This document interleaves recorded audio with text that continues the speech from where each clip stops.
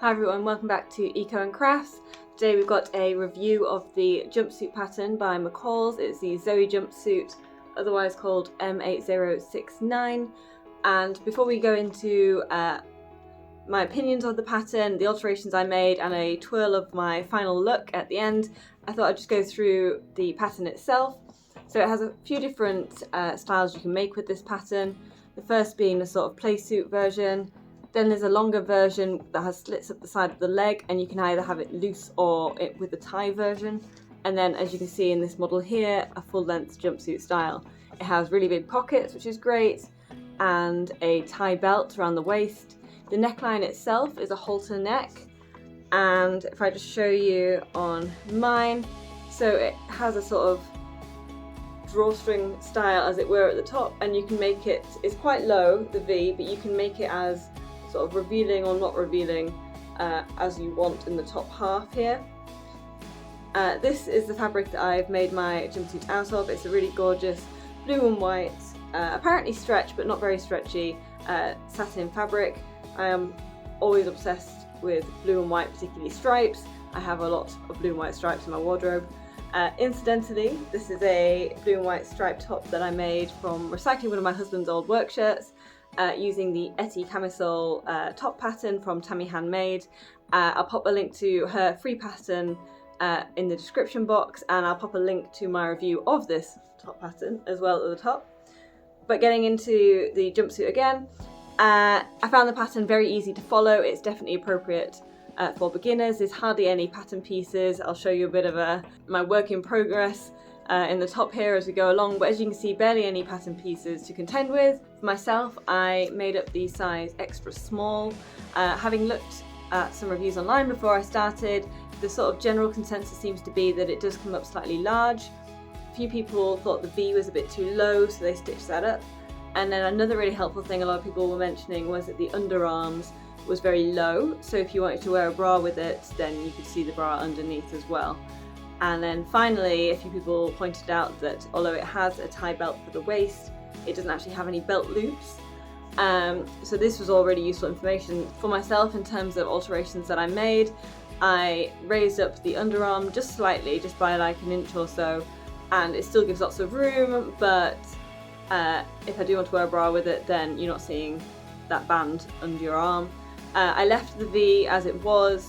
I think especially if you draw the fabric close at the front, for myself, I don't find it particularly revealing, but it's just something to bear in mind if you think that you might do that. That is quite an easy option to just raise up that V in the neckline slightly.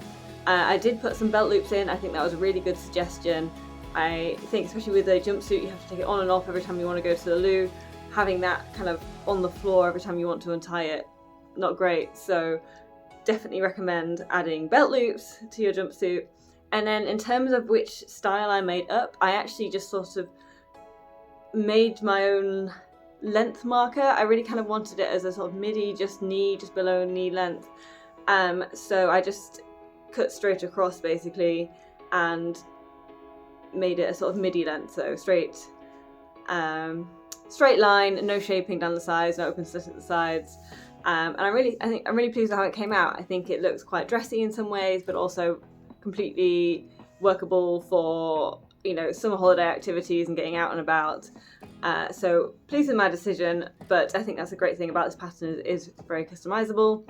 The only other thing a lot of people were mentioning was that they found it very long in the body, so they found the crotch very low.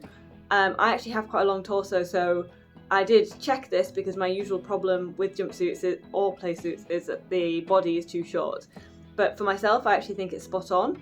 But I think if you are a person who normally wears jumpsuits fine or has quite a small torso, then I would consider shortening that body section of the jumpsuit. And then in terms of construction, the only thing I did differently, which is what I do for all of my sewing videos, if you've seen any of my other reviews, you'll know that I always do this. I don't have a serger or an overlock or anything, so I always do French seams, which is where you enclose the seams in on themselves so you don't get any loose or fraying edges.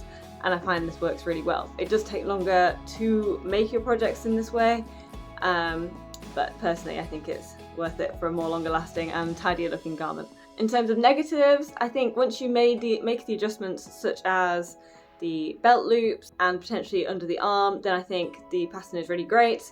The tie for the neckline, because there's no zips or buttons with this, it's just a tie at the neck and then you just loosen it down if you want to take it on or off. It is a bit fiddly to have to do that every single time you want to use the bathroom. I saw some reviews online where people had actually moved the tying point over one of their shoulders, and I may do that in the future if I find it really annoys me.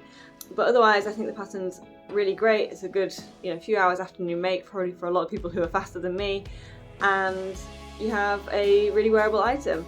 I think it's quite good for all times of year. I think you could really imagine making the full length one in particular in a sort of shimmery sparkle fabric for anything to do with Christmas or seasonal wear.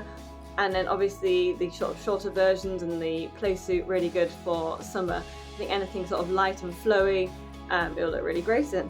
So I'll leave you now just with a video of me doing a bit of a twirl so you can kind of see the end result.